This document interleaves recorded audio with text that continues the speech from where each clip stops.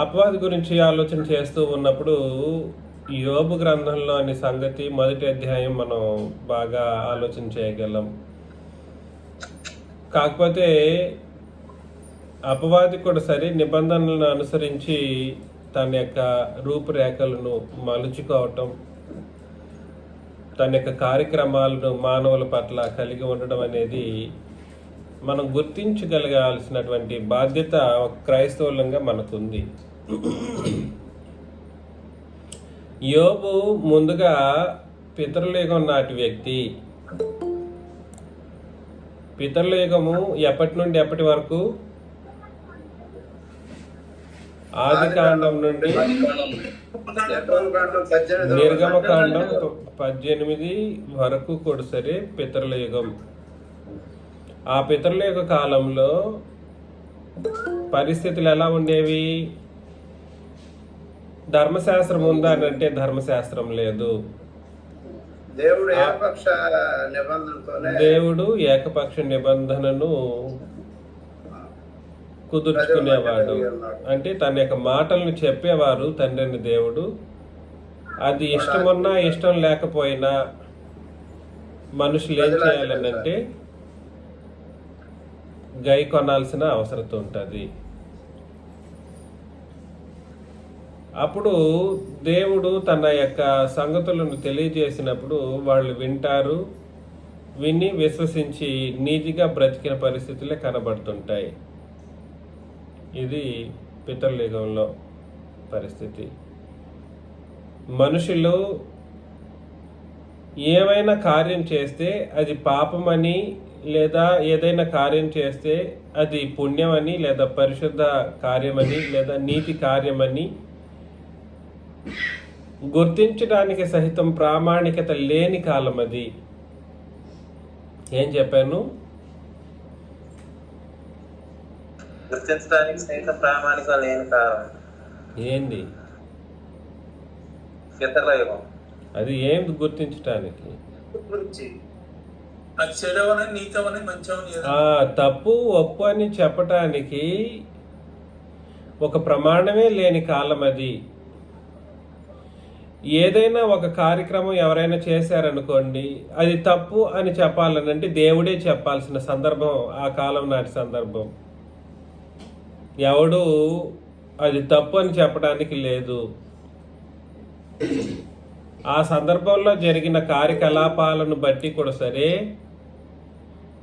అంటే పితరుల యుగంలో జరిగిన ఏ కార్యమైనా కూడా సరే అది మంచిది లేదా అది నీతి అని చెప్పాలంటే దేవుడు దాన్ని చూస్తేనే అది నీతిగా పిలువబడుతుంది తప్ప అక్కడ ఏదో తప్పు చేసేసారు అని చెప్పడానికి ఈనాడు కానీ ఆనాడు కానీ ఎవడికి ఏ నరుడికి అవకాశం లేని కాలం అది. ఇది మనం గుర్తించాలి. ప్రపంచం అక్కడే మిస్ చేసింది. లోతు తన 2 కుమార్తెలతో తప్పు చేశాడు అన్నట్లుగా మాట్లాడుతూ ఉంటారు. తప్పు చేశాడని దేవుడు చెప్పాడా? ఎందుకు చెప్పలేదు అని అంటే అప్పుడు ఎటువంటి ప్రామాణికత లేదు, ఎటువంటి నిబంధన దేవుడు ఇవ్వలేదు. ఇలా ఉండాలని లోతుకి చెప్పలేదు. అర్థమవుతుందా? లోతు మద్యం తాగడం అనే విషయం కూడా సరే, లోతు మీద నేరారోపణ చేసేటువంటి పరిస్థితులు ఈనాడు ఇప్పుడు వినబడుతుందా? కాబట్టి యోబు కాలం కూడా సరే, యోబు బ్రతికిన కాలం కూడా సరే పితరుల యుగం నాటి కాలమే. అదేమి ధర్మశాస్త్ర కాలమో లేదంటే క్రొత్త నిబంధన కాలానికి సంబంధించిన వ్యక్తి యోబు కాదు. ఎందుకు కాదు అని చెప్పి, ఎందుకు పితరుల యుగం నాటి వ్యక్తి అనే విషయాన్ని నేను ఇవాళ చర్చించట్లేదు. అది యోబు గురించి లేదా యోబు గ్రంథం గురించి పఠించేటప్పుడు నేను దాన్ని వివరించగలను. ఖచ్చితంగా దానికి అద్భుతమైనటువంటి రుజువులు రాయబడి ఉన్నాయి. యోబు పితరుల యుగం నాటి వాడు అనడానికి అనేక అద్భుతమైన రుజువులు ఉన్నాయన్నమాట. కాబట్టి యోబు మీద నిందారోపణ చేయాలి అనన్నా, లేదా ఏదైనా నేరారోపణ చేయాలన్నా కూడా సరే, లేదా మంచివాడు నీతిమంతుడిని చెప్పాలన్నా కూడా సరే, అప్పుడు ప్రామాణికం ఏముందండి?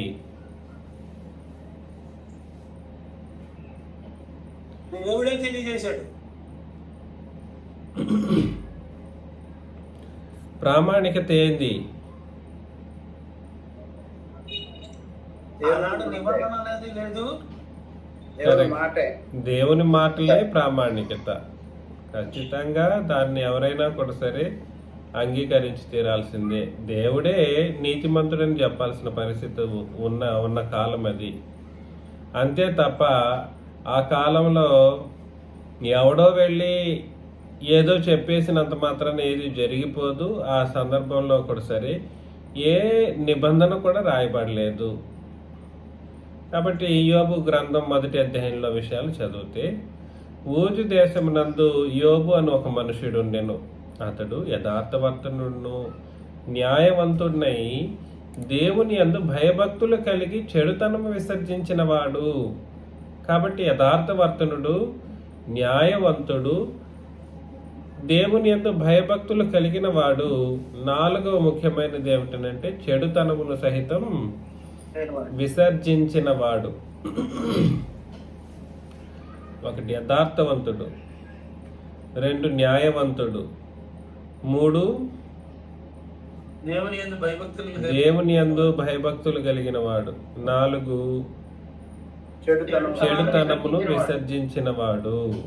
చెడుతనమును విసర్జించిన వాడు ఎంత గొప్పవాడో.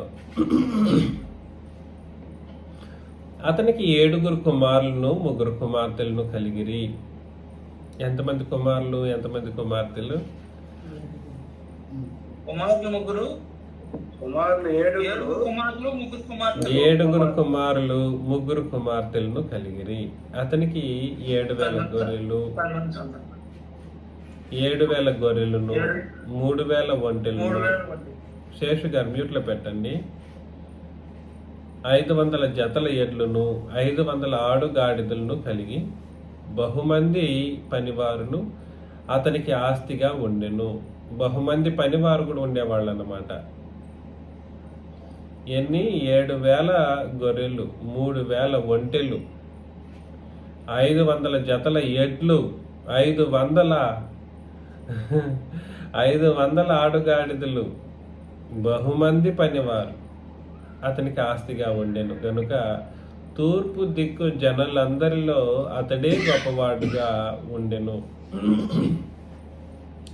అతని కుమారులందరూ వంతుల చొప్పున అనుదినము ఒకరికొకరు తమ తమ ఇండ్లలో విందు చేయనై కూడినప్పుడు తమ 3 అక్కచెల్లెండ్రు తమతో కలిసి అన్నపానములు పుచ్చుకొనవలనని వారిని పిలిపించుచు వచ్చిరి. చూసారా? కుమారులు, అతని కుమారులు ఉన్నారు. ఆ కుమారులకి ఇండ్లు ఉన్నాయి. ఆ ఇండ్లలో విందు చేయటానికి తన కుమార్తెలు తమ అక్క చెల్లెండ్రును తమతో కలిసి అన్నపానములు పుచ్చుకొనవలనని వారిని పిలిపించుచు వచ్చిరి. ఇందులో మనకేం అర్థమవుతుంది? ఐక్యత, ఒక ఫ్యామిలీ బాండింగ్, ఒక అద్భుతమైనటువంటి ఫ్యామిలీ బాండింగ్ అనేది కనబడుతుంది. ఫస్ట్ తండ్రి అయిన యోబే ఎంత గొప్పవాడో ఆ పిల్లలు కూడా సరే ఆ విధంగా పెంచబడినటువంటి రీతిని మనం చూడగలుగుతున్నాం. వారి వారి విందు దినములు పూర్తి కాగా యోబు తన కుమారులు పాపము చేసి తమ హృదయములలో దేవునిని దూషించిరేమో అని వారిని పిలువనంపించి వారిని పవిత్రపరిచి అరుణోదయమున లేచి వారిలో ఒక్కొక్కని నిమిత్తమై దహన బలి అర్పించుచు వచ్చెను. నిజముగా అద్భుతమైనటువంటి ఒక క్యారెక్టర్ అన్నమాట యోబుది. హృదయముల్లో కూడా దేవుణ్ణి దూషించుంటారేమో అనే ఒక ఊహనే అతనికి, ఒక ఊహనే. ఆ ఊహ కరెక్ట్గా కాకూడదని చెప్పేసి ఒకవేళ అలా చేసున్నా కూడా సరే, అలా పాపం చేసుంటే కూడా సరే ఏం చేసేవాడండి? అరుణోదయమున లేచి అంటే అర్థం ఏమిటి? తెల్లవారకు ముందే ఉదయముననే అరుణోదయం అని అంటే సూర్యుడు అప్పుడే పుడుతూ ఉంటాడన్నమాట. ఆ, వెలుతురు విరజిల్లుతూ లేస్తూ ఉన్న ఆ సందర్భంలోనే లేచి వారిలో ఒక్కొక్కని నిమిత్తమై దహన బలి అర్పించుచూ వచ్చెను. ఆ కాలంలో పాపమునకు దహన బలి అర్పించడం అన్నది యోబు కార్యంగా చేశాడన్నమాట. యోబు నిత్యము అలాగు చేయుచుండెను. పిల్లల పవిత్రత విషయంలో తండ్రి ఎంత సీరియస్గా ఉన్నాడో మనం ఆలోచన చేయాలి. అసలు ఏమైనా పాపం చేసి ఉంటారా అని మన పిల్లల విషయంలో కూడా సరే, నువ్వేమన్నా తప్పు చేసావా అని ప్రతిరోజు నీ తప్పుకి ఈ ప్రార్థన చేస్తాను అని మనం ఎప్పుడైనా కూర్చోబెట్టుకునేసి, ఇప్పుడు ప్రార్థనే బలి. ఇప్పుడున్న బలి ఏమిటి? ఆత్మ సంబంధమైన బలి, ప్రార్థన బలి. ఈ ప్రార్థన బలిని మనం నిజముగా సమర్పించేటువంటి పరిస్థితుల్లో పాపముల విషయంలో దయచేసి ఇదే నేను చెప్పేది. నేను ఇప్పుడు ఈరోజు చెప్పలేదు, మొదటి నుండే కూడా సరే, మీలో బాప్తిస్మం తీసుకున్న ప్రతి ఒక్కరికి నేను చెప్పిన విషయం కూడా అదే. ఏమిటి? అయ్యా, పాపం చేసినప్పుడు ఒకవేళ తెలుసో తెలియకో తప్పిపోయో తప్పు చేసినప్పుడు, పాపం చేసినప్పుడు మీరు మోకరించి ప్రార్థన చేయాలి. ప్రతి తప్పిదానికి ఒక ప్రార్థన అనేది ఉండాలి అని చెప్పేసి నేను ఖచ్చితంగా ఆది నుండి చెబుతున్న మాట అది. ప్రతి ఒక్కరికి బాప్తిస్మం ఇచ్చినప్పుడు చెప్తాను, నేను చెప్పాను. సో ఒక బోధకుడిగా నేను చెప్పాను, తల్లిదండ్రులుగా మీరు కూడా సరే ఏం చేయాలి? పాపముల విషయంలో యోబు లాంటి ఒక రోల్ మోడల్ని మనం కలిగి ఉండాలి. ఏమైనా తప్పు చేశారా నా పిల్లలు? అయ్యో, దేవునికి విరోధంగా చేస్తే నా పిల్లలు దహించబడుదురేమో, దానికి బదులు దహన బలి నేను అర్పిస్తానని చెప్పేసి ఎలాగైతే యోబు అర్పించాడో, మనం కూడా సరే ఖచ్చితంగా పాపముల విషయంలో అకౌంటబిలిటీని కలిగి ఉండాలి. జవాబుదారీతనం మనకు ఉండాలి ఖచ్చితంగా. అలాగ నిత్యం చేస్తూ వస్తున్నప్పుడే దేవదూతలు యెహోవా సన్నిధిని నిలుచుటకై వచ్చిన దినం ఒకటి తటస్థించెను. దేవదూతలు యెహోవా సన్నిధిని నిలుచుటకై వచ్చిన దినం ఒకటి తటస్థించెను. ఆ దినమున అపవాదియగు వాడు వారితో కలిసి వచ్చెను. ఇదేమి రెగ్యులర్ కార్యక్రమం కాదండి. దేవదూతలు యెహోవా సన్నిధిని నిలుచుటకై వచ్చిన దినం ఒకటికి తటస్థించెను. వాళ్ళు కలుస్తారు, వాళ్ళతో పాటు అపవాది రావడం అనేది వాస్తవానికి రెగ్యులర్గా జరిగే కార్యక్రమం కాదు. ఆ కాలంలో కూడా సరే నేరారోపణ నిందారోపణ చేయాలనంటే నీతిమంతులు ఎక్కువ మంది ఉండాలి. అప్పుడు నీతిమంతులు ఎక్కువ మంది లేరు. ఉన్నవాడు ఒకడే. ఆ యుగానికి, ఆ సందర్భానికి 100 సంవత్సరాలు 200 సంవత్సరాల కాలంలో ఈ యోబు ఒకడే నీతిమంతుడు. ఆ కాలంలో ఆ ఒకడే నీతిమంతుడిని గురించి నేరారోపణ చేయటానికి అపవాది ఆలోచన చేసినప్పటికీ యోబు యొక్క పవిత్రతను బట్టి తండ్రిని దేవుడే యెహోవానే ఎంతో సంతోషించేవాడనమాట. కాబట్టి అపవాది కూడా వచ్చాడు. యెహోవా, నీవెక్కడి నుండి వచ్చితేవని వాడిని అడుగుగా, ఎక్కడి నుండి వస్తున్నావు అపవాది? నీకు ఇక్కడేం పని అని అడగలేదు, ఎక్కడి నుండి వచ్చావు అని అడిగారు తండ్రి అయిన దేవుడు. భూమి మీద ఇటు అటు తిరుగులాడుచు అందులో సంచరించుచు వచ్చితునని యెహోవాకు ప్రత్యుత్తరం ఇచ్చాను అని అన్నాడు అన్నమాట. కాబట్టి అటు ఇటు తిరుగులు భూమి మీదనే కదా తిరుగుతూ ఉంటాను నేను, అటు ఇటు తిరుగుతూ ఉన్నాను, అందులో సంచరించుచు వస్తూ ఉన్నాను అని అన్నాడు. అందుకు యెహోవా, నీవు నా సేవకుడైన యోబు సంగతి ఆలోచించుతివా అతడు యథార్థవర్తుడును న్యాయవంతుడినై దేవునియందు భయభక్తులు కలిగి చెడుతనమును విసర్జించిన వాడు భూమి మీద అతని వంటి వాడెవడనూ లేడు.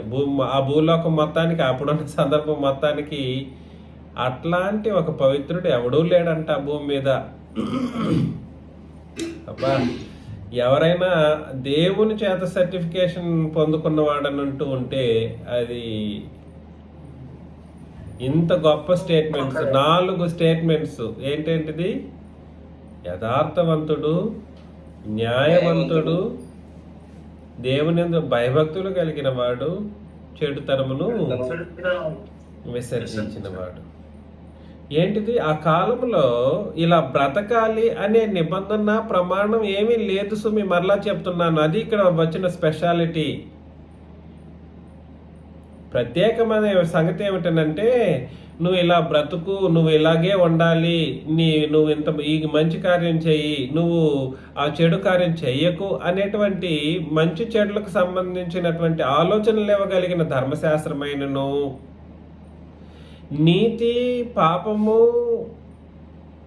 కృప, ప్రేమ ఇలాంటి కార్యక్రమాలకు సంబంధించిన క్రొత్త నిబంధనలకు సంబంధించి విశ్వాసం అట్లాంటి క్రొత్త నిబంధనకు సంబంధమైన మాటలు కానీ లేని ఒక కాలంలోనే యోబు యథార్థవంతుడిగా బ్రతికాడనంటే అది ఎట్లాంటి బ్రతుకై ఉంటుందో ఆలోచన చేయండి.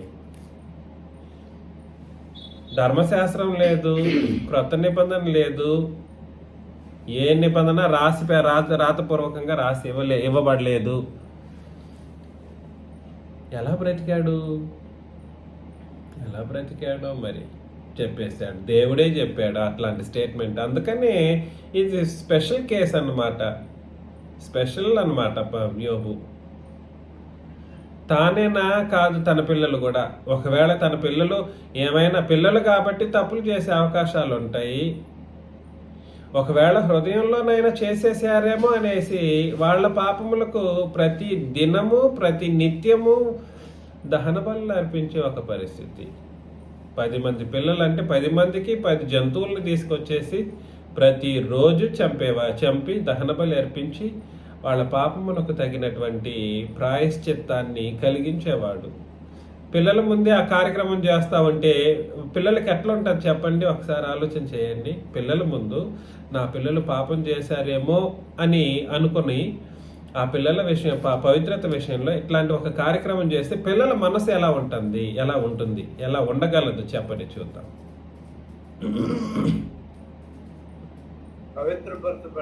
ఖచ్చితంగా వాళ్ళు అయ్యో నా తండ్రి ఇంత నీతిగా బ్రతుకుతూ ఉన్నప్పుడు మమ్మల్ని ఇంత నీతిగా బ్రతకాలని ప్రతినిత్యం బలులు సమర్పిస్తూ ఉన్నప్పుడు మేము కూడా ఎలా ఉండాలి? ఖచ్చితంగా ఎట్లాంటి కరడుగట్టైనా కట్టిన తప్పుడు పనులు చేసేవాడైనా కూడా సరే మారక మానడు.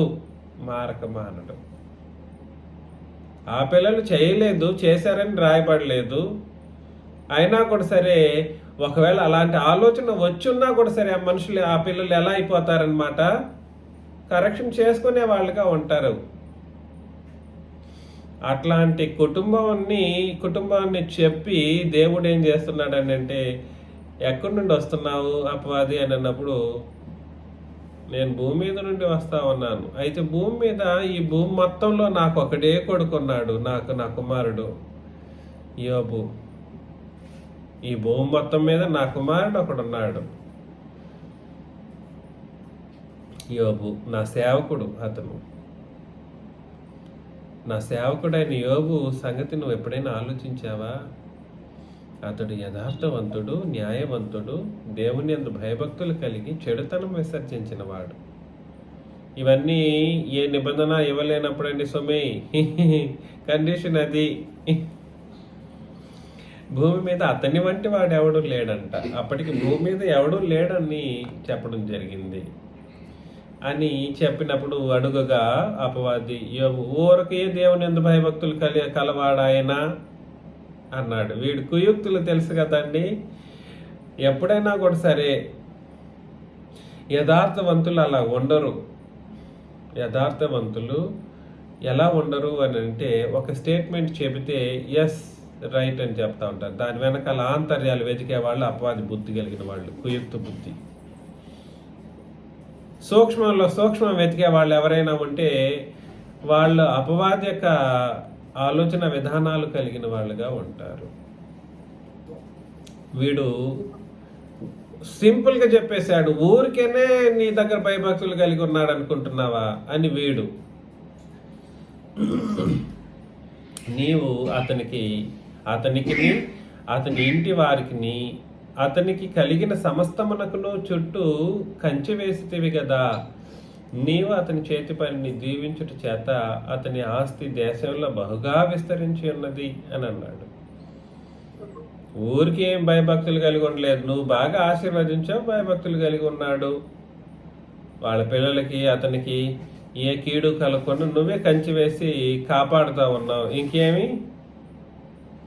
ఇంకెందుకు ఆస్తి బాగుంది, ఇంకేమి నీకు, అతను నిన్ను వదిలిపెట్టడు, బాగానే ఉంటాడు అని అన్నాడు అనమాట. 11 అయినను నీవు ఇప్పుడు నీ చేయి చాపి అతనికి కలిగిన సమస్తమును మొత్తిన ఎడ్ల అతడు నీ ముఖము ఎదుటనే దూషించి నిన్ను విడిచిపోవునని యెహోవాతో అనగా, యెహోవా ఇదిగో అతనికి కలిగిన సమస్తమును నీ వశముననున్నది, అతనికి మాత్రం ఏ హానియు చేయకూడదని అపవాదికి సెలవీయగా వాడు యెహోవా సన్నిధి నుండి బయలు వెళ్ళెను అని అన్నాడు అన్నమాట. చూసారా, అపవాది నేరారోపణ ముందు చేయలేదు. నువ్వు ఎక్కడి నుండి వస్తున్నావు అని అంటే భూమి మీద నుండే వస్తున్నానని అన్నప్పుడు, భూమి మొత్తంలో నాకు ఒక సేవకుడు ఉన్నాడు, ఒకడే భూమి మొత్తానికి. నేను ఇలా ఉండాలని నేను కోరి రాసి ఇవ్వలేదు, గ్రంథస్థం చేసి ఇట్లా ఉండాలి ఎట్లా ఉండాలని నేను రాసి ఇవ్వకపోయినా కూడా సరే, ఎంత నా క్యారెక్టర్కి తగినట్లుగా అతని క్యారెక్టర్ని మలుచుకొని తన పిల్లల్ని సహితం అలా పెంచుతూ ఉన్నాడు అని చెప్తున్నటువంటి సందర్భంలో ఇక్కడ చెప్పబడుతున్నటువంటి విషయాలు మనకు అర్థం కావాలి. కాబట్టి నువ్వు నిన్ను ఇప్పటికిప్పుడే ఏం చేస్తాడు నీ సేవకుడు, నీ ముఖము ఎదుటనే దూషించి నిన్ను విడిచిపోతాడు అని యెహోవాతో వాడు చెప్పాడు. మరి యెహోవా ఏం చెప్పారు, ఇదిగో అతనికి కలిగిన సమస్తము నీ వశమున ఉన్నది, అతనికి ఏమాత్రమును హాని చేయకూడదని ఆజ్ఞాపించారు తండ్రి అయిన దేవుడు. యెహోవా సన్నిధి నుండి వాడు బయలుదేరేశాడు. అంతే. ఇంకా ఒక దినమన్నే ఏం చేశాడు, యోబు కుమారులను కుమార్తెలను తమ అన్న ఇంట భోజనము చేయొచ్చు ద్రాక్షరసం పానం చేయొచ్చునుండగా ఒక దూత అతని వద్దకు వచ్చి, ఇక్కడ ద్రాక్షరసం పానం చేయటం అనేది పాపము కాదు. ఆ సందర్భంలో వాళ్ళు సంతోషకరంగా ఉండడం కొరకు ద్రాక్షరసం తాగేది పర్మిషన్ ఉంది. ఏ నిబంధన రాయబడలేదు కాబట్టి భోజనము చేయొచ్చు ద్రాక్షరసము పానము చేయొచ్చునుండగా ఒక దూత అతని వద్దకు వచ్చి, ఎద్దులు నాగలి దొన్నుచు గాడిదలు వాటి సమీపమును మేయుచుండగా షెబాయిలు వాటి మీద పడి వాటిని పట్టుకొని పోయి ఖడ్గముతో పనివారిని హతము చేసిరి. జరిగినది నీకు తెలియచేయటకు నేను ఒక్కడినే తప్పించుకొని వచ్చి ఉన్నాను అనెను. కాబట్టి ఎద్దుల్ని గాడిదల్ని లాక్కెళ్ళిపోయారు. పని వాళ్ళని ఏం చేశారు, చంపేశారు. నరహంతకుడు అనే మాటను మనం గత బుధవారం ఆలోచన చేశాం. అపవాది నరహంతకుడు. వాస్తవానికి అపవాది నరహంతకుడు అనే మాటను పాపమును బట్టి ఆలోచన చేస్తేనేమో ఆత్మ సంబంధమైనటువంటి నరహత్య చేసేవాడు అని గత వారంలో ఆలోచన చేస్తే, అపవాది నరహంతకుడు అని భౌతిక సంబంధమైనటువంటి నరహంతకుడు అని చెప్పడానికి ఈ లేఖన భాగాలు మనకు సూచిస్తూ ఉన్నాయి. నరహత్య ఎలా చేస్తాడు అపవాది ఏనాడు డైరెక్ట్గా చేయడు, ఏనాడు అపవాది డైరెక్ట్గా చంపడు. అపవాదికి మనుషుల ప్రాణాలు తీసే అధికారం లేదు. నేనే స్టేట్మెంట్ చెప్పానండి, అపవాదికి ప్రాణాలు తీసే అధికారం లేదు. మానవుల ప్రాణాలను తీసే అధికారం లేదు, కానీ చేయిస్తాడు.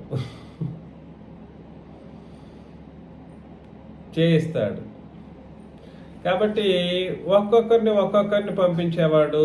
ఒక్కొక్కరిని పంపిస్తే ఒక దేశం వాళ్ళు వచ్చి షబాయిలు వాళ్ళు వాటి మీద పడి ఎద్దులు గాడిదల్ని లాక్కెళ్ళిపోతూ మనుషుల్ని ఏం చేయించాడు, హతము చేసిరి. జరిగినది నీకు తెలియటకు నేను ఒక్కరిని తప్పించుకొని వచ్చి ఉన్నాను అని అన్నాడు అన్నమాట. అతడు ఇంకా మాట్లాడుచుండగా మరి ఒకడు వచ్చి, దేవుని అగ్ని ఆకాశము నుండి పడి గొర్రెలను పనివారిని రగులబెట్టి కాల్చివేసెను. దేవుడు కూడా ఏం చేసేసాడు, ఆకాశం నుండి దేవుని అగ్ని వచ్చింది, ఆకాశం నుండి అగ్ని వచ్చింది, గొర్రెలను పనివారిని రగులబెట్టి కాల్చేసింది. దాన్ని నీకు తెలియచేటకు నేను ఒక్కడినే తప్పించుకొని వచ్చి ఉన్నాను అని అన్నాడు. అతడు ఇంకా మాట్లాడుచుండగా మరి అక్కడ వచ్చి కల్దీయులు 3 సమూహములుగా వచ్చి ఒంటెల మీద పడి వాటిని కొనిపోయి ఖడ్గం చేత పనివారిని చంపిరి. నీకు దాన్ని తెలియచేయటకు నేను ఒకడిని తప్పించుకొని వచ్చి ఉన్నాను నేను. అతడు మాట్లాడుచుండగా వేరొకడు వచ్చి నీ కుమార్తెలను తమ అన్నయ్య ఇంట భోజనము చేయొచ్చు, ద్రాక్షరసం పానం చేయుచుండగా గొప్ప సుడిగాలి అరణ్య మార్గముగా వచ్చి ఆ ఇంటి 4 మూలలను కొట్టగా అది యవనుల మీద పడినందున వారు చనిపోయేరి. దానిని నీకు తెలియచేయటకు నేను ఒక్కడిని తప్పించుకొని వచ్చాను. ప్యాటర్న్ లాగానే కనబడతా ఉంది. ఒకదాని తర్వాత ఒకటి. గొర్రెలు పోయాయి, ఎద్దులు పోయాయి, గాడిదలు పోయాయి, ఇంకా ఇవన్నీ ఒంటెలు ఇవన్నీ కూడా పోతూ ఉన్నప్పుడు కూడా బాధపడలేదు. అక్కడ మనుషులు పనివాళ్ళు చనిపోతూ ఉన్నప్పుడు కూడా బాధపడలేదు. అప్పుడు యోబు లేచి ఎప్పుడైతే తన పిల్లలు కూడా చనిపోయారు, ఎంతో ప్రేమ అంటే ఆ కుటుంబం ప్రేమతో ముడిపడి ఉన్న కుటుంబం, యోబు కుటుంబం ఎలా ఉంటుందంటే చాలా ప్రేమానురాగాలతో ముడిపడినటువంటి అద్భుతమైనటువంటి కుటుంబాన్ని కట్టుకున్నాడు యోబు. అన్నదమ్ములు అక్క చెల్లెళ్ళ మధ్య ప్రేమ, అద్భుతమైనటువంటి ప్రేమ, పాపరహితమైనటువంటి ప్రేమను కలిగి ఉండేటట్లుగా తన పిల్లల్ని పెంచాడు. అలాంటి పిల్లలు నీతిమంతులుగా ఉండటానికైనటువంటి పరిస్థితుల్లో ఉన్న పిల్లలు, యవ్వనులు చనిపోతే 10 మంది ఒకేసారి చనిపోతే అప్పుడు బాధపడ్డాడు. అప్పుడు యోబు లేచి తన పై వస్త్రమును చింపుకొని తల వెంట్రుకలు గొరిగించుకొని నేల మీద సాష్టాంగపడి నమస్కారం చేసి ఇట్లా నేను వస్త్రాలు చింపేసుకున్నాడు. తల వెంట్రుకలు సైతం గొరిగించుకున్నాడు. తల వెంట్రుకలు గొరిగించుకోవటం అందవిహీనం చేసుకోవటం. తల వెంట్రుకలు గొరిగించుకోవటము అంటే గుండు కొట్టించుకోవటము అందవిహీనం. నేను ఇంకా నేను ఏమి చేయలేను అనే అసలు తను మొత్తానికి ఇన్ఫీరియర్గా చేసుకునే ఒక పరిస్థితి, తల వెంట్రుకలు గొరిగించుకోవటం అనే ఒక పరిస్థితి. నేల మీద నమస్కారం చేసి సాష్టాంగపడి నేల మీద నమస్కారం చేసి ఇట్లా నేను నా తల్లి గర్భంలో నుండి దిగంబరినై వచ్చి దిగంబరినై అక్కడికి తిరిగి వెళ్ళేదను. యెహోవా ఇచ్చెను, యెహోవా తీసుకొని పోయాను, యెహోవా నామమునకు స్తుతి కలుగును గాక అన్నాడన్నమాట. ఈ సంగతులలో ఏ విషయమందును యోబు ఏ పాపమును చేయలేదు, దేవుడు అన్యాయము చేసినని అనలేదు, చెప్పలేదంట. అసలు చెప్పలేదు. అన్యాయం చేశాడు అని అనలేదు, చెప్పలేదు. అబ్బా, ఇది నిజంగా అతని యొక్క మెచ్యూర్డ్ క్యారెక్టర్, ఒక అద్భుతమైనటువంటి క్యారెక్టర్ని బయటపెట్టింది. దీనికి కారణం ఎవరు? అపవాది. దేవుడే దేవుడే. సారీ దేవుడే పర్మిషన్ ఇచ్చాడు కదా మ్మ్. ఆస్తిని అంతటి మీద. Exactly. కోరాడు కదా సార్, అక్కడ కోరాడు కాబట్టి. ఇతను కోరలేదే, కోరలేదు, దేవుడే పర్మిషన్ దేవుడే ఇచ్చాడు. చెప్పాడు. నువ్వు ఎవరిని చూసావా ప్రపంచం మొత్తంలో భూమి మీద నాకొకడే సేవకుడు ఉన్నాడు అని చెప్పాడు. దేవుడు చెప్పాడు. పేరు చెప్పింది ఎవరు? దేవుడే. పేరు చెప్పింది దేవుడు. ఏముందిలే, పేరు యోబు గురించి నాకు తెలుసు అని చెప్పడానికి కూడా ధైర్యం వహించలేని వ్యక్తి అపవాది. ఎందుకనంటే అంత పకడ్బందీగా ఉన్నాడు యోబు. అతని చుట్టూ కంచె ఉంది. అంత పకడ్బందీగా ఉన్నాడు యోబు. పకడ్బందీగా ఉన్నాడు కాబట్టి కంచె వేశాడు తండ్రిని దేవుడు. ఎట్లాంటి పకడ్బందీ అని అంటే నాలుగు పకడ్బందీ బందీలో తిష్ట వేసుకొని కూర్చున్నాడు. అలా తన కుటుంబాన్ని పెంచాడు. ఏంటిది ఆ 4 మూలాలు? యథార్థత, న్యాయము, 2, 3 భయభక్తులు, 4 చెడుతనమును విసర్జించి బ్రతకడం.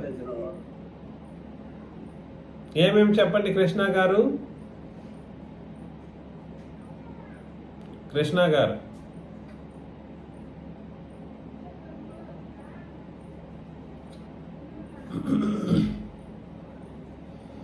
యోబు న్యాయవంతుడు, దేవుని యొక్క భయభక్తి గలవాడు, చెడుతనాన్ని నివసించినవాడు. అది ఏంటివి అవి? దేవుని యొక్క క్యారెక్టర్. యోబు తనకు తానుగా పెట్టుకున్నటువంటి లిమిటేషన్స్ అన్నమాట. దాన్ని బట్టి తండ్రి దేవుడు ఏం చేశాడు అని అంటే కంచి వేశాడు. మ్యూట్లో పెట్టేసేయచ్చు కృష్ణ గారు. మాట్లాడిన వెంటనే మేము పెట్టేయాలి. కాబట్టి నేను తల్లి గర్భంలో నుండి దిగంబర్నే వచ్చి దిగంబర్నే ఎక్కడికి తిరిగి వెళ్ళేదను. అప్పటికి చూడండి, దిగంబర్నే వచ్చి దిగంబర్నే అక్కడికి తిరిగి వెళ్ళదున్నానంటే అర్థం ఏమిటి?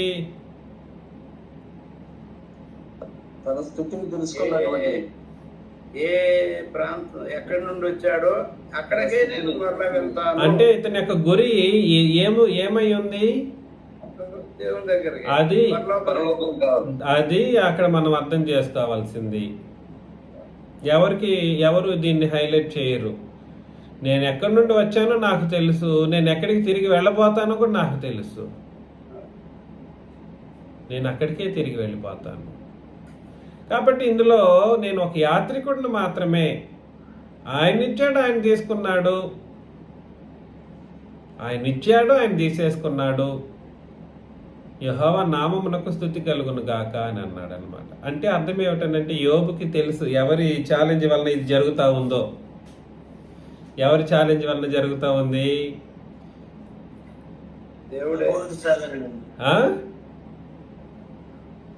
దేవుడే అపవాదితో విసిరిన ఛాలెంజ్. దేవుడే అపవాదితో విసిరిన ఛాలెంజ్ అన్నమాట. అందుకని యెహోవా ఇచ్చెను, యెహోవా తీసుకున్నాడు. ఎవరి మీదకి వెళ్ళింది ఆలోచన? జరిగించింది ఎవరు? అపవాది.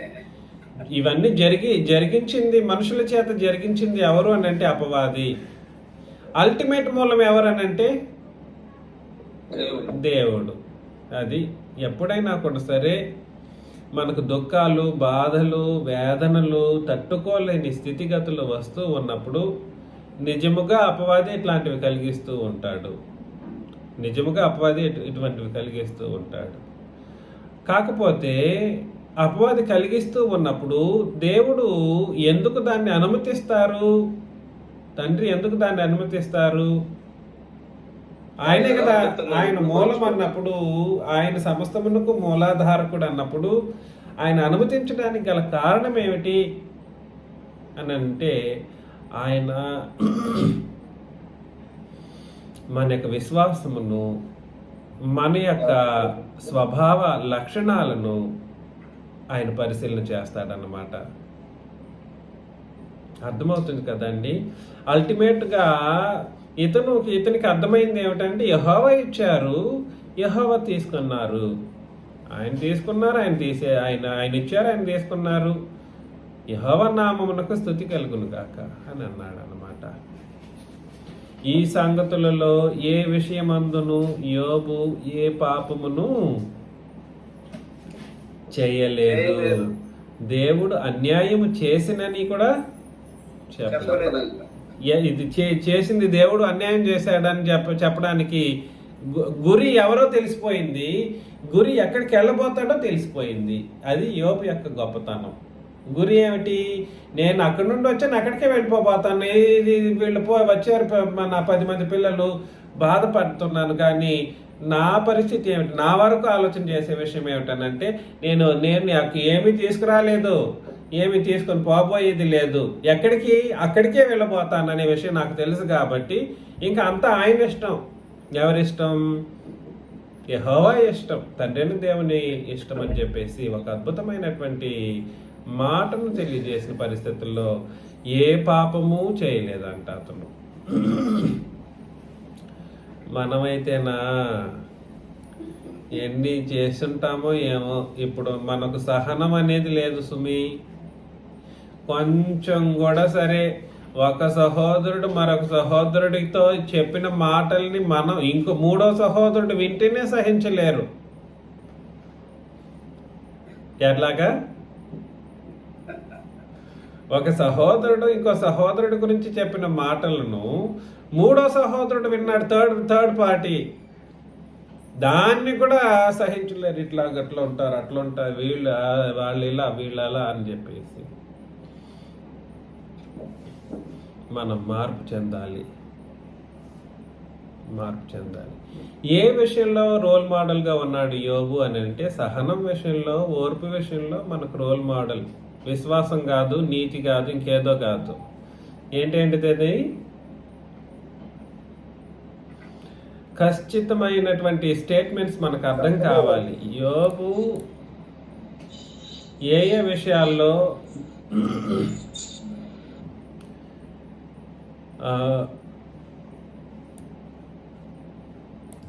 విషయాల్లో మనకు రోల్ మోడల్ అండి? యథార్థత,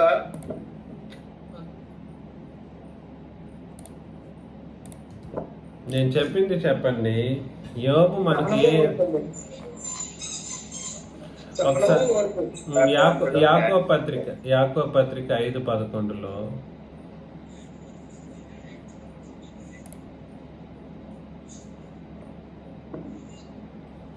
10-11 యాకోబు పత్రిక 5:10-11 వచనాలు మనం చదివినప్పుడు, నా సహోదరులారా, ప్రభు నామమును బోధించిన ప్రవక్తలను శ్రమానుభవమునకును ఓపికకును మాదిరిగా పెట్టుకోండి.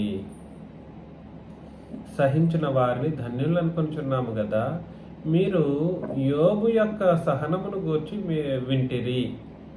ఆయన ఎంతో జాలియు కనికరమును గలవాడని మీరు తెలుసుకొని ఉన్నారు అని అన్నాడు.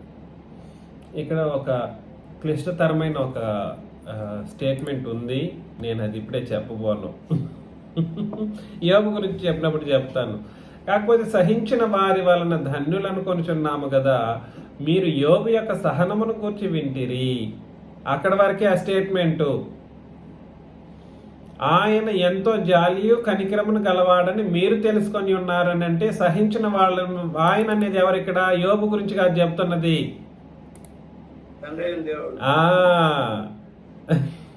అది లేదా ప్రభు నామమును బోధించిన ప్రవక్తలను శ్రమానుభవమునకు ఓపికను మాదిరిగా పెట్టుకొనుడి అని అన్నాడు. ప్రభు గురించి చెప్తున్నాడు. ప్రభువు యేసుక్రీస్తు గురించి మాట్లాడుతూ, యేసుక్రీస్తు గురించి బోధించిన ప్రవక్తలు ఉన్నారు. ఆయన కొరకు శ్రమలను అనుభవించినటువంటి వాళ్ళ యొక్క ఓపికను మాదిరిగా పెట్టుకోండి. శ్రమలను కూడా మాదిరిగా పెట్టుకోండి. వాటిని సహించిన వాళ్ళు ఏమయ్యారు?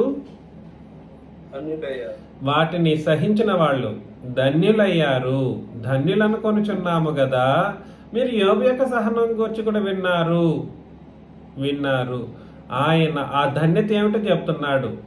సహించిన వారు ధన్యతను పొందుకుంటారు.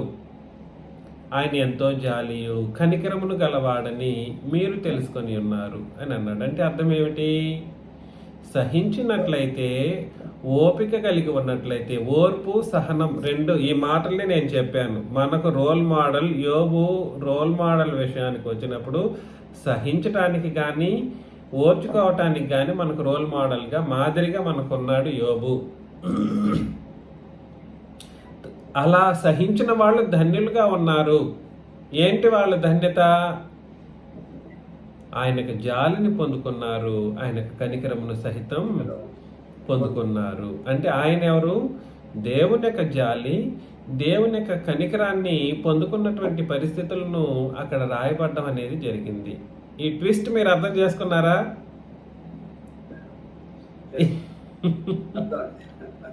కొంచెం కష్టంగా ఉందా? ఆ ట్విస్ట్ అలాగే చదివితే యోబు యొక్క జాలి, యోబు యొక్క కనికరం అన్నట్లు కనబడతా ఉంటుంది. యోబు జాలి, యోబు కనికరం కాదు అక్కడ చెప్పబడుతున్న సందర్భం. అతను సహించాడు, అతని శ్రమలను ఓపికతో అనుభవించాడు. తద్వారా అతను ఏమయ్యాడంటే దేవుని ఎడల జాలి కనికరం పొందాడు. దేవుని యొక్క జాలియు కనికరమును పొందుకొని ధన్యుడైపోయాడు. సిగడంలో చెప్పారు సార్ ఈ విషయాన్ని. సిగడంలో చెప్పారు సార్. నేను చెప్పలేదు. ఎందుకు మాట వస్తే పలికారు లాస్ట్ లో. ఇప్పుడు నేను చెప్పే విషయం ఏమిటనంటే, మనకు యోబు నిజముగా రోల్ మోడల్గా ఉండాలి అని అనుకుంటే, శ్రమలు వచ్చినప్పుడు దూషించకుండా, దుఃఖపడకుండా, ఒకవేళ శ్రమలు వస్తే ఖచ్చితంగా దుఃఖపడినా కూడా సరే, మీ వ్యక్తిగతమైన ఆలోచన విధానాలను మీరు కలిగి ఉండాలి. ఏమిటి అతని యొక్క వ్యక్తిగతమైన ఆలోచన విధానం? యోబు యొక్క వ్యక్తిగతమైన ఆలోచన విధానం, నేను నా తల్లి గర్భం నుండి వచ్చినప్పుడు ఏమీ తీసుకురాలేదు, నేను వెళ్ళబోయేటప్పుడు కూడా సరే ఏమి తీసుకెళ్ళబోయేది లేదు అనేది వ్యక్తిగత ఆలోచన. నా భర్తతో పాటు పోతానని కానీ, లేదా నా భార్యతో పాటు పోతాననే ఆలోచన అతను పెట్టుకోలేదు. వ్యక్తిగతంగా ఆలోచన చేసుకున్నాడు. తన యొక్క పవిత్రతను కన్ఫర్మ్ చేసేసుకున్నాడు అన్నమాట. నేను అక్కడికే వెళ్తాను, ఎక్కడికి వెళ్తాను, ఎక్కడి నుండి వచ్చాను అక్కడికి వెళ్ళిపోతాను, కాబట్టి నేను ఇదంతా పట్టించుకోబోయేది లేదు. కాకపోతే నా బిడ్డలు పోయారు, అదే నా బాధ. అద్భుతమైనటువంటి ఒక పరిస్థితి. ఇలాగా మనం అందరం కూడా సరే ఏం చేయాలి? ఓపికను సహనమును ఎప్పుడు కనపరచాలి? శ్రమలు వచ్చినప్పుడు అండి. అన్ని సందర్భాల్లో కాదు, శ్రమలు వచ్చినప్పుడు. నేను కూడా కొన్ని సందర్భాల్లో అసహనం చూపిస్తూ ఉంటాను. అర్థం చేసుకోవాలి, అసహనం నేను చూపించకూడదు. వాస్తవానికి అసహనం పడుతూ ఉంటాను, ఓపిక నేను ఓర్పుగా ఉండట్లేదు. కాకపోతే మనం అందరం కూడా సరే, నాతో పాటు ఇంక్లూడింగ్, ధన్యులుగా బ్రతకాల్సినటువంటి పరిస్థితి ఉంది. ఒక మాట గుర్తుపెట్టుకోండి, ఇక్కడ ధన్యులు అనే మాటని మొట్టమొదటిసారిగా ఒకటే చోట రాశాడు అన్నట్లుగా ఉంటుంది అన్నమాట క్రొత్త నిబంధనలో. ధన్యత అనే మాట వాస్తవానికి ధన్యత అనే మాటే లేదు అనే ఒక రీసెర్చ్ ఉంది. ధన్యత అనే మాట క్రొత్త నిబంధనలో ఎక్కడా లేదు అనే ఒక స్ట్రాంగ్ రీసెర్చ్ పాయింట్ ఒకటి ఉంది. నేను అది ఇంకా చెప్పలేదు, మాట్లాడతాం. కాకపోతే ఇక్కడ ఒకటి ఉంది, చాలా ప్రాంతాల్లో కనబడుతూ ఉంటుంది. ప్రకటన గ్రంథం 1వ అధ్యాయం 3వ వచనంలో ధన్యులు అనే మాట. అవన్నీ వాస్తవానికి కీర్తనల గ్రంథంలో చెప్పినటువంటి ధన్యతకు సంబంధించిన ధన్యత లాంటిది కాదు ఇది. అందుకొరకే ఆ మాటను చెప్పడానికి ప్రయత్నం చేశాను. సో మనం అందరం కూడా సరే ధన్యులం అవ్వాలి, దేవుని దృష్టిలో ధన్యతను సంపాదించుకోవాలని అంటే యోబు యొక్క సహనమును గూర్చి మనం వింటిరి కదా అని అన్నాడు. కాబట్టి యోబు యొక్క సహనం ఏమిటి?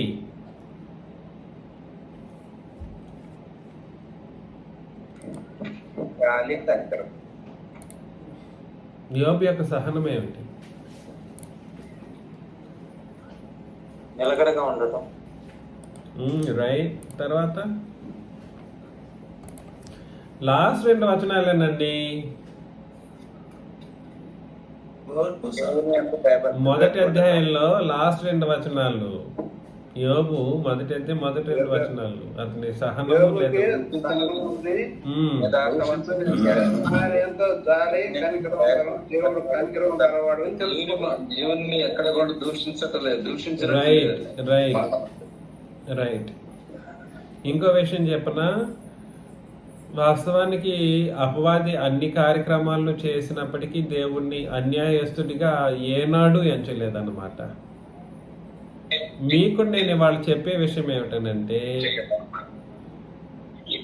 అపవాది చేయడం కాదు, చేయడం చేయకపోవడం లాంటివి పక్కన పెడితే, మీరు మ్యూట్లో పెట్టాలి అమ్మగారు, శాంతకుమారి అమ్మగారు.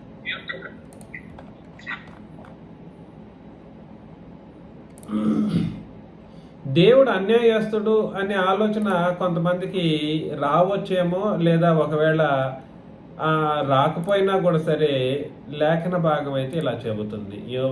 హెబ్రీలకు రాసిన పత్రికలో 6వ అధ్యాయం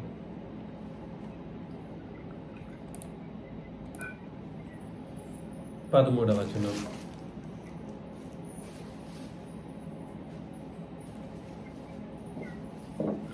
దేవుడు అబ్రహామునకు వాగ్దానం చేసినప్పుడు తనకంటే ఏ గొప్పవాని తోడు అని ప్రమాణం చేయలేకపోయాను కనుక తన తోడు అని ప్రమాణం చేసి నిశ్చయముగా నేను నిన్ను ఆశీర్వదించును.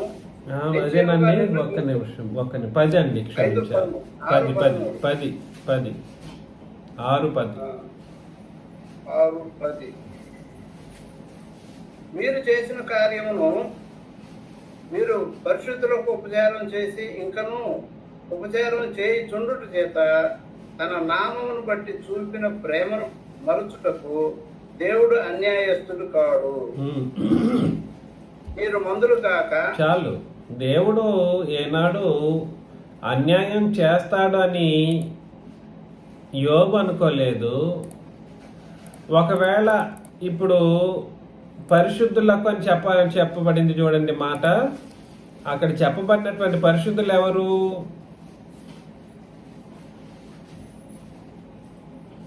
సంఘం. ఇక్కడ చెప్పబడినటువంటి పరిశుద్ధులు కూడా సరే ఈ అపోస్తులు అనబడినటువంటి పరిశుద్ధుల గురించి మాట్లాడడం జరిగిందన్నమాట. ఈ పరిశుద్ధులకు మీరు ఉపచారం చేసి ఇంకను ఉపచారం చేయుచుండుట చేత తన నామమును బట్టి చూపిన ప్రేమను మరచుటకు దేవుడు అన్యాయస్తుడు కాడు అని అన్నాడు. అంటే అర్థం ఏమిటనంటే, హెబ్రీ సంఘంలో ఉన్న వాళ్ళు అపోస్తులకి ఉపచారం బాగా చేసేవారు. ఎందుకంటే వీళ్ళ భాషలు దాదాపు కలిసిపోయేవి. మా పిల్లలు మా వాళ్ళు అనే ఆలోచన ఎవరి మీద ఉండేదనంటే ఈ అపోస్తుల మీద ఉండేది. వీళ్ళు ఏం చేసేవాళ్ళు అనంటే అపోస్తులకి పరిశుద్ధులకి ఉపచారం చేసేవారు. ఉపచారం చేస్తుండటంతో పాటుగా ఉపకారం ఇంకనూ చేస్తూనే ఉన్న కారణాన్ని బట్టి చెప్తున్నాడు పౌలు గారు, తన నామమును బట్టి మీరు చూపించిన ప్రేమను మరిచిపోవడానికి దేవుడు. అంటే అర్థం ఏమిటనంటే, ఉపదేశకులు అనబడినటువంటి వాళ్ళు మీ ఇండ్లకు వచ్చినప్పుడు మీరు చేసే ఉపచారాన్ని దేవుడు ఏం చేస్తాడు? రికార్డ్ చేస్తాడన్నమాట. ఈ రోజు ఈ ఉపదేశకుడు లేదా ఈ బోధకుడు వెళ్ళినప్పుడు ఆ రోజు వాళ్ళు ఎంతగా ఉపచారం చేశారో ఆ ఉపచారాన్ని నేను గుర్తుపెట్టుకుంటాను అంటాడనమాట. అంటే అర్థం ఏమిటనంటే, దానికి తగిన ఆశీర్వాదాన్ని ఆ కుటుంబానికి అనుగ్రహిస్తాడు అని దాని అర్థం అన్నమాట. అర్థం చేసుకోండి. దేవుడు అన్యాయస్తుడు కాదు. దేవుడు అన్యాయస్తుడు కాదు. అన్యాయస్తుడు ఎవడు? అపవాది. అన్యాయస్తుడు ఎవడనంటే అపవాది, కానీ తండ్రి కాదు. అదే విధమైన ఆలోచన అక్కడికి అప్పుడే ఉంది యోబుకి. ఏం చెప్పాడు? ఏ పాపము చేయలేదు, దేవుడు అన్యాయస్తుడని చెప్పలేదు. నా పిల్లల్ని నా పిల్లలు చనిపోయారు అనే బాధ, వస్త్రాలు చింపుకొని బాధపడుతున్నటువంటి సందర్భం, గుండె గీయించుకునేశాడు. అసలు నేల మట్టం మీద పడి సాష్టాంగ నమస్కారం చేసి, అబ్బా ఎంత బాధనో వేదనో, అంత కన్నీళ్లు విడిచి బాధపడినప్పటికీ తండ్రిని మాత్రం అన్యాయం చేశాడని ఒక మాట కూడా అనుకోలేదన్నమాట. అన్యాయం చేసినని చెప్పలేదు. యెహోవాకు స్తుతి కలుగును గాక. ఆయనకి స్తుతి చెల్లించాడు తప్ప ఆయన నాకు అన్యాయం చేసినని చెప్పలేదు. 10 మంది పిల్లలు చనిపోతే అన్యాయం చేసినని చెప్పలేదని అంటే అది ఎట్లాంటి ఒక క్యారెక్టరో, ఎట్లాంటి ఒక సహింపో. దీన్ని నేను అన్నది. ఏనాడు కూడా సరే సంఘంలోని వాళ్ళు సహించే విషయంలో మీరు పొందుకునేటువంటి కష్టాలు, దుఃఖాలు, బాధలను బట్టి ఏనాడు దేవుడు నాకు అన్యాయం చేసినని చెప్పడానికి లేదు. అందులోనూ మీరు పరిశుద్ధులు అనబడినటువంటి ఉపదేశకులు మీ ఇండ్లకు వచ్చినప్పుడు మీరు చేసేటువంటి ఉపచారం ఏదైతే ఉందో, వాడు తినేసి వెళ్ళిపోయాడు ఇంకా ఏముందిలే అనేటట్లుగా దేవుడు మర్చిపోయేటువంటి వాడు కాదు. మీరు చేసిన ప్రతి ఉపచారానికి తగినటువంటి ఫలాన్ని ఖచ్చితంగా ఇస్తాడనమాట. ఇది సంగతి. దయచేసి ఆలోచన చేయండి. దేవుడు ఏనాడు అన్యాయం చేయడు. తినేసైతే ఇప్పుడు ఇంత ఖర్చు పెట్టేసాము ఆయన వచ్చిన భోజనాలకి అని అంటే, అంత ఖర్చు పెట్టే ఆలోచన, ఖర్చు గురించి ఆలోచన చేస్తే ఒకవేళ మీరు పెట్టేస్తారేమో, ఖర్చు పెట్టేస్తారేమో. ఎంత ఖర్చు పెట్టారో దానికి తగినంత ఆశీర్వాదాన్ని దేవుడు, మీరు ఏమనేస్తారు? అయ్యో దేవుని వాక్యం చెప్పేవాళ్ళు వచ్చారంటే కదా, ఆయన బట్టి కదా. నేను ఇప్పుడు కూడా చెప్పేది అది. చిన్నరాజా ఎవడు? చిన్నరాజా కాదు. ఇక్కడ మీ ఇంట్లోకి వస్తున్నప్పుడు దేవుని యొక్క వాక్యాన్ని చెప్పి ఒక వ్యక్తి వస్తున్నారనే ఆలోచన మీరు కలిగి ఉండాలి. దేవుని నామమును బట్టి మీరు చేసిన ఉపచారాన్ని మరచుటకు దేవుడు, మీరు కూడా ఆయన నామాన్ని బట్టి చేయాలి, ఆయన్ని బట్టి చేయాలి, తండ్రిని బట్టో లేదా ప్రభువుని బట్టి చేయాలి కార్యక్రమాలు. చిన్నరాజా ఎవడు ఇక్కడ? No, nothing like that. 2వ అధ్యాయంలోకి వెళ్ళిపోదాం. యోబు గ్రంథం 2వ అధ్యాయం 1వ వచనం. దేవదూతలు యెహోవా సన్నిధి నిలుచుటకై వచ్చిన మరి ఒక దినము తటస్థింపగా వారితో కూడా అపవాది యెహోవా సన్నిధిని నిలుచుటకై వచ్చును. యెహోవా నీవు ఎక్కడి నుండి వచ్చితవని వారిని అడుగుగా అపవాది భూమిలో ఇటు అటు తిరుగులాడుచు అందులో సంచరించి వచ్చితనని యెహోవాకు ప్రత్యుత్తరం ఇచ్చును. అందుకు యెహోవా నీవు నా సేవకుడని యోబు సంగతి ఆలోచించుతివా? మరలా ఈయన్ని ప్రేరేపిస్తున్నారు. తండ్రిని దేవుడే. యోబు సంగతి ఆలోచించేవా? అతడు యథార్థవర్తను, న్యాయవంతుడినై దేవుని యందు భయభక్తులు. ఇది 3వసారి ఆయన గురించి అట్లా చెప్పడం. యోబు గురించి అదే స్టేట్మెంట్. యథార్థవంతుడు, న్యాయవంతుడు, దేవుని యందు భయభక్తులు కలిగిన వాడు, చెడుతనమును విసర్జించిన వాడు. భూమి మీద అతని వంటి వాడు ఎవడునూ లేడంట. అబ్బా, ఇది 5వ స్టేట్మెంట్. భూమి మీద కూడా అట్లాంటి వాడు లేడు. నిష్కారణముగా అతనిని పాడు చేయుటకు నీవు నన్ను ప్రేరేపించినను. ఏంటంటే నిష్కారణముగా అతనిని పాడు చేయుటకు నీవు నన్ను ప్రేరేపించినను. అతడు ఇంకను తన యథార్థతను వదలక నిలకడగా ఉన్నాడనగా. కాబట్టి కారణమే లేకుండా నా కుమారుడి మీద నువ్వు ఇట్లా చెప్పావే. నేను చెప్పుకున్నాను, నా కుమారుడు ఇట్లా ఉన్నాడనే చెప్పాను, నా సేవకుడు ఉన్నాడు అని చెప్పానే తప్ప నువ్వు దాన్ని అందుకొని ఇంకేముందిలే నువ్వు అన్ని కంచి పెట్టావు, అన్ని చేసావని అన్నావు అని నిష్కారణంగా అతన్ని పాడు చేయటానికి నన్ను ప్రేరేపించావు కదా అపవాది అని అన్నాడు అన్నమాట. అపవాది చర్మము కాపాడుకున్నట్టుకై చర్మమును, తన ప్రాణమును కాపాడుకున్నట్టుకై తన కలిగినది యావత్తును నరుడిచ్చును కదా. ఇంకొకసారి నీవు చేయి చాపి అతని ఎముకను, అతని దేహమును మొత్తిన ఎట్లా అతడు నీ ముఖము ఎదుటనే దూషించి నిన్ను విడిచిపోను అని. దేవునితో ఛాలెంజింగ్ విసురుతున్నాడు అపవాది, మరలా నిష్కారణంగా ప్రేరేపిస్తూ ఉన్నాడు. అందుకు యెహోవా అతడు నీ వశమున ఉన్నాడు, అతని ప్రాణం మాత్రం నీవు ముట్టవద్దని సెలవిచ్చెను. అర్థమవుతుంది కదండి, ప్రాణం తీసే పరిస్థితి కానీ అది దేవుని యొక్క అనుమతి దానికి అవసరం. ప్రాణం తీసేది దేవుడు తీయడం అనేది జరగాలి. కాబట్టి అపవాది యెహోవా సన్నిధి నుండి బయలు వెళ్ళి అరికాలు మొదలుకొని నడినెత్తి వరకు బాధ గల కురుపులతో యోబును మొత్తెను. ఎట్లండి? అరికాలు మొదలుకొని నడినెత్తి వరకు బాధగల కురుపులతో కురుపులు బాధగల కురుపులు చూసారా? కురుపులు బాధగల కురుపులతో యోబును మొత్తెను. అతడు ఒళ్ళు గోకు కొనుటకై చిల్ల పెంకు తీసుకొని బూడిదలో కూర్చుండగా అతని భార్య వచ్చి, నీవు ఇంకొన్ని యథార్థతను వదలకు ఎందువా, దేవుని దూషించి మరణము కమ్మెము అనిందంట ఆమె. అందుకు అతడు, మూర్ఖురాలు మాట్లాడినట్లు నీవు మాట్లాడుచున్నావు, మనం దేవుని వల్ల మేలు అనుభవించదుమా, కీడును మనం అనుభవింపతగదా అనెను. ఈ సంగతులు ఏ విషయమందును యోబు నోటి మాటతోనైనను పాపం చేయలేదు. యథార్థతను వదలకు యుందువా అని ఎందుకు అడిగింది? జరిగినటువంటి యథార్థతగా ఉన్నావు కాబట్టి నీకు ఈ కష్టాలు వచ్చినాయి. కాబట్టి యథార్థం వదిలిపెట్టు, మరణం కమ్ము.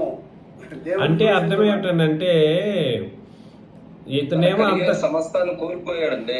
ఇతను ఆస్తి సంపదను వినండి, ఇతను అంత యథార్థత కలిగిన వాడిగా బ్రతుకుతూ ఉన్నప్పుడు ఇన్ని దుఃఖాలు కష్టాలు వస్తున్నప్పుడు ఆ దేవుడు ఏం చేయలేకపోతున్నాడా? అది ఇక్కడ ప్రశ్న. ఇన్ని బాధలు పడుతున్నావు, నీకు మొత్తానికే ఒళ్ళంతా కురుపులు వచ్చేసాయి, గీక్కుంటూ ఉన్నావు, చాలా బాధగా ఉంది, నొప్పులు తట్టుకోలేని స్థితిలో ఉన్నప్పుడు ఎందుకు కాపాడట్లేదు? ఎందుకు నిన్ను ఆదుకొనలేకుంటున్నాడు నీ దేవుడు? అట్లాంటి దేవుడు ఉంటే ఏమి, లేకపోతే ఏమి అని ఆ దేవుని దూషించి చచ్చిపో అని చెప్పింది. అందుకు అతడు మూర్ఖురాలు మాట్లాడుతుంది అన్నట్లు నీవు మాట్లాడుచున్నావు. కాబట్టి మనం కూడా కొన్ని సందర్భాల్లో మూర్ఖంగా ఆమె స్త్రీ అని కాదు, పురుషుడు అని కాదు, మనకు వచ్చే పరిస్థితులను మనం కొంత ఆలోచన చేసుకుంటున్నప్పుడు కొన్ని పరిస్థితుల్లో ఇట్లాంటి మాటలు మాట్లాడే అవకాశాలు ఉంటాయేమో, కానీ మనం అట్లా మాట్లాడకూడదు. మనం దేవుని వల్ల మేలు అనుభవించుదుమా, కీడును మనం అనుభవింపతగదా అని. ఈ సంగతులు ఏ విషయం అందును యోబు నోటి మాటతోనైనా పాపం చేయలేదు. తేమానీయుడైన ఎలీఫజు, షూహీయుడైన బిల్దదు, నయమాతీయుడైన జోఫరు అను యోబు ముగ్గురు స్నేహితులు అతనికి సంభవించిన ఆపదలన్నిటినీ గూర్చి వినిన వారై అతనితో కలిసి దుఃఖించుటకును అతన్ని ఓదార్చుటకును పోవలనని ఆలోచించుకొని తమ తమ స్థలములను విడిచి వచ్చిరి. ఫ్రెండ్షిప్ ఉంటే కూడా అట్లా ఉండాలి. దుఃఖాలు బాధల్లో ఉన్నప్పుడు ఓదార్చడానికి ఒక మంచి ఫ్రెండ్షిప్స్ రెడీ చేసుకున్నాడు. వారు వచ్చి దూరంగా నిలబడి కన్నులెత్తి చూచినప్పుడు అతన్ని పోల్చలేక తమ వస్త్రములు చింపుకొని ఆకాశము తట్టు తలల మీద ధూళి చల్లుకొని ఎలుగెత్తి ఏడ్చిరి. ఎంత గొప్ప ఫ్రెండ్షిప్ అనేది! అసలు అట్లాంటి ఫ్రెండ్షిప్ ఇప్పుడు ఎవరికన్నా ఉంటుందా? అంత బాగా మంచి ఫ్రెండ్స్ అన్నమాట వాళ్ళు. అతని బాధ అత్యధికముగా నుండి నేను గ్రహించి ఎవరునూ అతనితో ఒక్క మాట అయినను పలుకక రేయింబగలు 7 దినములు అతనితో కూడా నేలను కూర్చుండిరి. అద్భుతమైనటువంటి ఒక సన్నివేశం. పిల్లలు లేరు, భార్య ఏమో దూషించమని చెప్పింది. ఇంక వీళ్ళు వచ్చారు, వీళ్ళు ఫ్రెండ్స్ వచ్చేసి ఆయన స్టేటస్ని చూసిన తర్వాత ఇంకా బాధ తట్టుకోలేక అసలు ధూళి అంతా చల్లుకున్నారు.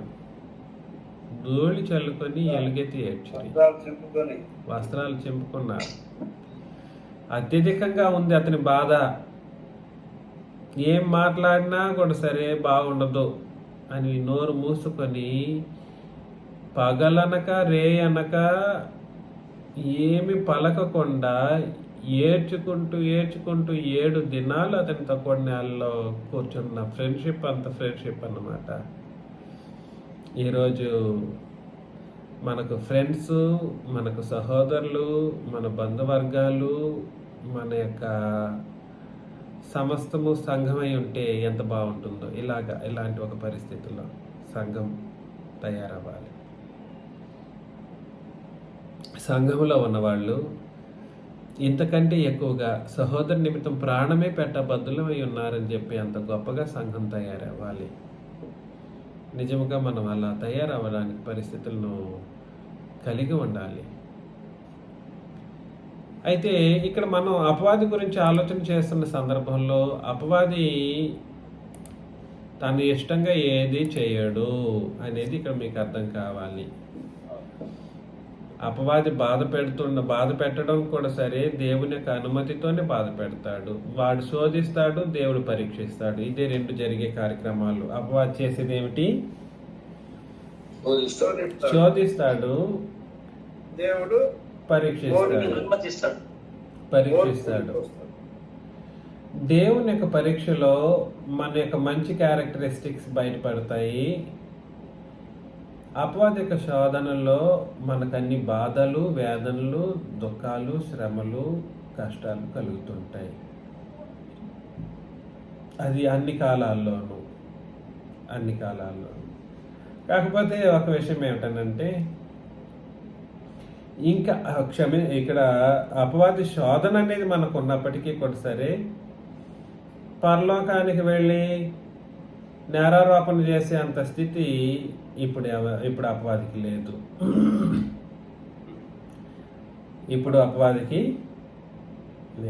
ఎందుకు లేదు అని అంటే, భూమి మీద పడతాడు, భూమి మీద ఉన్నాడు. లోకాన్ని అపవాది చేతిలో ఉంది కదా. భూమి మీదకి పడద్రోయబడ్డాడు. ఇవన్నీ పక్కన పెట్టండి.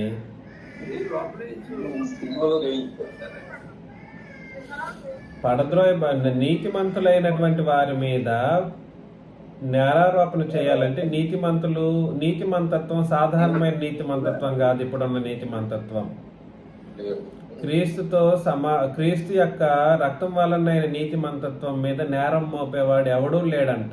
ఈ విషయాన్ని మనం వచ్చే వారం ఆలోచన చేస్తాం. ఈ సండే క్రొత్త నిబంధనలు మనం పరిశీలన చేస్తాం. మీకు అందరికీ క్రీస్తు యేసు నామములో వందనాలు.